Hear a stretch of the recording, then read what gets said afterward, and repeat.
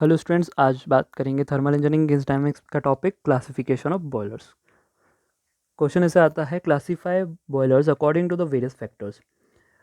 Answer देखिए, depend upon the nature of use. Nature of use में देखेंगे तो दो टाइप के बॉयलर हैं, स्टेशनरी बॉयलर और पोर्टेबल और मोबाइल बॉयलर। स्टेशनरी बॉयलर वो बॉयलर हैं जो परमानेंटली यूज्ड होते हैं, यूज़ करे जाते हैं मेनली स्टीम पावर प्लांट्स के अंदर। एक एग्जांपल इसका simple vertical boiler. Portable boiler और मोबाइल बॉयलर मेनली यूज होते हैं टेम्प्रेरी एट साइट्स के ऊपर। एग्जांपल इसकी लोकोमोटिव बॉयलर और second boiler on road rollers. Second point देखिए, depend upon the location of furnace. Location of furnace पे depend होते हैं। दो टाइप है हमारे पास यहाँ पे, externally fired boiler, internally fired boiler. Externally fired boiler वो बॉयलर होते हैं जिनका कंबशन जो होता है बॉइलिंग वाटर रीजन के बाहर होता है, तो उसे हम कहते हैं एक्सटर्नल कंबशन बॉयलर या external fire boiler. Internal fired boiler वो बॉयलर होते हैं जो कंबशन जिनका बॉइलिंग वाटर रीजन के इनसाइड होता है, या आप ऐसा कह सकते हो कि वाटर जो होता है उनके हम कंप्लीटली सराउंडिंग होता है, तो उन्हें हम कहते हैं इंटरनली फायर्ड बॉयलर। इसके थर्ड पॉइंट पे आते हैं। इसका थर्ड पॉइंट है depend upon the type of tubes. दो पॉइंट होते हैं, फायर ट्यूब बॉयलर और दूसरा water tube boiler. Fire tube boiler की वर्किंग देखिए, तो इसका एक डायग्राम बनाया मैंने। यहाँ देखिए, यहाँ से फ्लू गैसेस फ्लो होकर ट्यूब्स में जाती हैं, फायर ट्यूब्स कहते हैं फायर ट्यूब्स। फ्लू गैसेस यहाँ से फायर ट्यूब्स में जाती हैं जो ट्यूब्स का टेम्परेचर हाई करती हैं। जो सराउंडिंग में जो वाटर है इनके कॉन्टेक्ट में आता है ट्यूब के और बॉयल होना स्टार्ट करता है। और बॉयल होने के बाद जब वो स्टीम में कन्वर्ट होता है तो यहाँ इस चेम्बर में जाके कलेक्ट हो जाता है। जो फ्लू गैसेस थी जिन्होंने इस पाइप फायर ट्यूब को हीट किया, वो फ्लू गैसेस यहाँ से स्मोक बॉक्स से थ्रू होते हुए बाहर चली जाती हैं। फिर यहाँ पर एक फ्यूजेबल प्लग है। फ्यूजेबल प्लग का वर्क क्या होता है, अगर हम मान लेते हैं वाटर का लेवल बहुत कम हो जाता है, तो वाटर का लेवल कम होने की वजह से यहाँ पर जो एक्सीडेंट होने का चांसेस होता है, क्योंकि यहाँ पे चेम्बर का टेम्परेचर बहुत हाई हो जाएगा।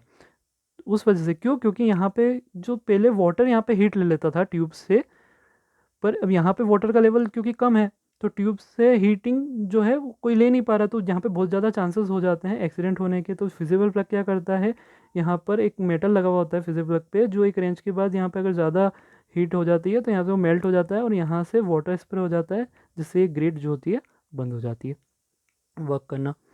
ये हमारा वाटर ट्यूब बॉयलर है। वाटर ट्यूब बॉयलर आपको समझ में आ गया। यहाँ पे एक सेफ्टी वॉल्व भी है, जो कि एक रेंज पर स्टीम अगर ज़्यादा हो जाए तो सेफ्टी वॉल्व बंद हो जाता है। ये हमारा फायर ट्यूब बॉयलर की वर्किंग है। इसके कुछ पॉइंट्स हैं, देखिए। हॉट फ्लू गैसेस जो होती हैं वो ट्यूब के इनसाइड ही फ्लो होती हैं। जो ट्यूब्स के अंदर हॉट फ्लू गैसेस फ्लो होती हैं, इसलिए इसका नाम क्या है, फायर ट्यूब बॉयलर।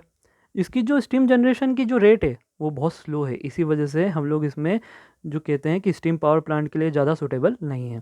इसका जो कंस्ट्रक्शन है बहुत ही सिंपल है, तो इसकी इनिशियल कॉस्ट भी क्या है, कम है। ओवरऑल इसकी इफिशियंसी अगर देखी जाए, बात करें तो इसकी 75% है, जो वाटर ट्यूब बॉयलर से थोड़ी कम है।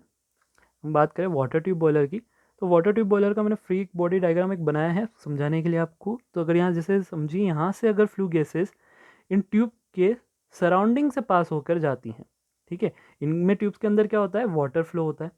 जैसे उस वाले फायर ट्यूब बॉयलर में यहाँ ट्यूब्स के अंदर फ्लू गैसेस फ्लो होती थी, इसमें वाटर ट्यूब बॉयलर के अंदर ट्यूब्स के अंदर वाटर फ्लो हो रहा है। अब फ्लू गैसेस जो इसके ट्यूब्स के सराउंडिंग में है, तो ट्यूब्स को फिर से हीट करेंगे, इसका टेम्परेचर बढ़ाएंगी। तो जब हमारे जो ट्यूब्स हैं वो जब हीट हो जाएंगी ज़्यादा, तो उसके जो अंदर वाटर है, उसके अंदर जो वाटर है वो भी बॉयल होना स्टार्ट होगा धीरे धीरे, और वो जो वाटर जो हीट होगा स्टीम में कन्वर्ट होगा, और वो यहाँ से हम लोग स्टीम में कन्वर्ट होगा तो यहाँ से हम लोग उसको कलेक्ट कर लेंगे। और जो हमारा जो फ्लू गैसेस है, वो फ्लू गैसेस इनके सराउंडिंग से होते हुए ट्यूब्स के वो यहाँ से बाहर आ जाएंगी, ठीक है। तो यहाँ से हम उनको कलेक्ट कर लेंगे, यहाँ से वो निकल जाती है। ये हमारा एक छोटा सा वर्किंग है इसका वाटर ट्यूब बॉयलर का। इसके कुछ पॉइंट्स हैं, वो भी देखिए। वाटर जो फ्लो होता है इनसाइड द ट्यूब, जो यहाँ पे जो वाटर है वो ट्यूब्स के अंदर ही फ्लो होता है, जैसे उसके अंदर था फायर ट्यूब बॉयलर के अंदर जो फ्लू गैसेस थी वो फ्लो होती थी। इसमें जो है हीटिंग जो सरफेस है वो बहुत ज़्यादा है, उस वजह से इसकी जो रेट ऑफ स्टीम जनरेशन है वो क्या है, हाई है। इसका डिज़ाइन जो है कॉम्प्लेक्स है, तो थोड़ा सा इनिशियल कॉस्ट क्या होता है इसका ज़्यादा होता है, बट इसकी इफ़िशियंसी ओवरऑल जो है 90% है, जो अच्छी है। फायर ट्यूब बॉयलर से ज़्यादा। इसका फोर्थ पॉइंट देखते हैं हम लोग, डिपेंड अपॉन द सर्कुलेशन। इसमें दो टाइप के बॉयलर हैं हमारे पास, नेचुरल सर्कुलेशन बॉयलर और second force circulation boiler. Natural circulation boiler वो होता है जिसमें एक चैम्बर से दूसरे चैम्बर में जो भी फ्लो हो रहा है वो नॉर्मल हो रहा है, नेचुरल हो रहा है, उसमें हम लोग कुछ भी एक्स्ट्रा कोई भी डिवाइस नहीं लगा रहे हैं उसको फ्लो होने के लिए। फोर्स सर्कुलेशन में क्या होता है, फोर्स सर्कुलेशन में हम लोग एक चैम्बर से दूसरे चैम्बर में कोई भी फ्लो कराने के लिए, चाहे वाटर हो चाहे फ्लू गैसेस फ्लो कराने के लिए हम लोग फोर्स्ड, कोई भी हम लोग फोर्स्ड पंप लगा रहे हैं, उसको हम लोग फोर्स कर रहे हैं एक्चुअली।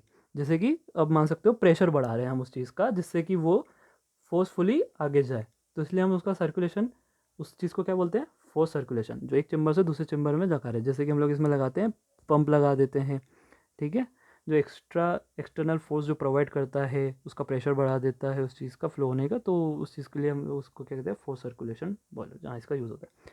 फिफ्थ पॉइंट इसका देखिए, तो depend upon the position of shell.